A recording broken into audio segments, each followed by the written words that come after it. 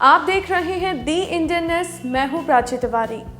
वाकई ये कहना गलत नहीं होगा कि इस दुनिया में कुछ लोग आते ही हैं कुछ अलग हटकर करने के लिए।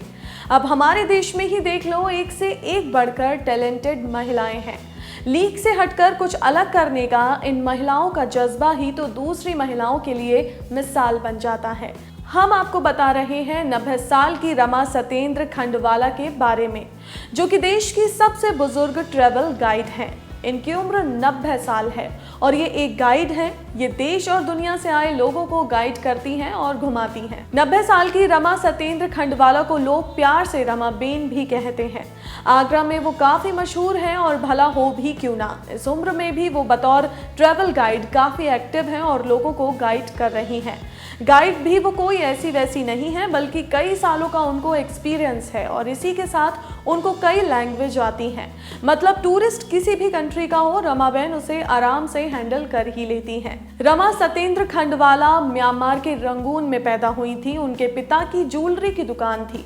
उनके पिता की महात्मा गांधी से काफी अच्छी खासी पहचान थी। शुरुआत से ही भारत की आजादी के लिए उनके परिवार में खूब जज्बा था, जिसका असर रमा बेन पर भी पड़ा। नेताजी सुभाष चंद्र बोस के रंगून दौरे के वक्त रमा बेन की मुलाकात नेताजी से भी हुई थी। वो नेताजी के विचारों से काफी ज्यादा प्रभावित हुई और उन्होंने आजाद हिंद फौज में शामिल होने का मन बना लिया। रमा बेन फौज के झांसी रेंज में बतौर सेकंड लेफ्टिनेंट भी काम कर चुकी हैं। दूसरे विश्व युद्ध के दौरान उनके पूरे परिवार को घर में ही एक बार नजरबंद भी कर दिया गया था। बाद में हालात को बदलता देख उनका परिवार म्यांमार से भारत आकर मुंबई में बस गया।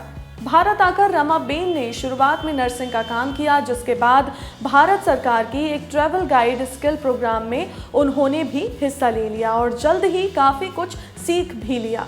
रमा बेन मानती हैं कि ये एक ऐसी नौकरी है जिसमें आपको दुनिया को समझने का मौका मिलता है। कई देशों के लोगों से मिलने के मौके के अलावा पूरा एडवेंचर भी है। इसलिए उनका मानना है कि इससे अच्छी जॉब और कोई हो ही नहीं सकती। रमा बेन ऐसा मानती हैं कि ट्रैवल गाइड अनऑफिशियल तौर पर किसी भी देश के प्रतिनिधि होते हैं। उनके हर एक व्यवहार का असर देश की इमेज पर पड़ता है।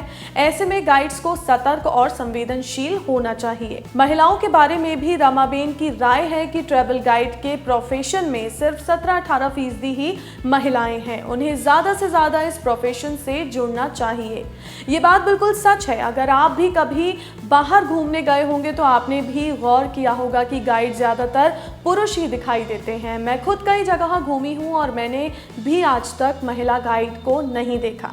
ऐसे में रमा बेन इतनी एज होने के बाद भी एक गाइड हैं और देश की हर महिला के लिए एक मिसाल भी हैं। आपको हमारा ये वीडियो कैसा लगा हमें कमेंट करके ज़रूर बताएं। इस वीडियो को लाइक और शेयर करें, साथ ही हमारे चैनल दी इंडियन न्यूज़ को सब्सक्राइब ज़रूर करें।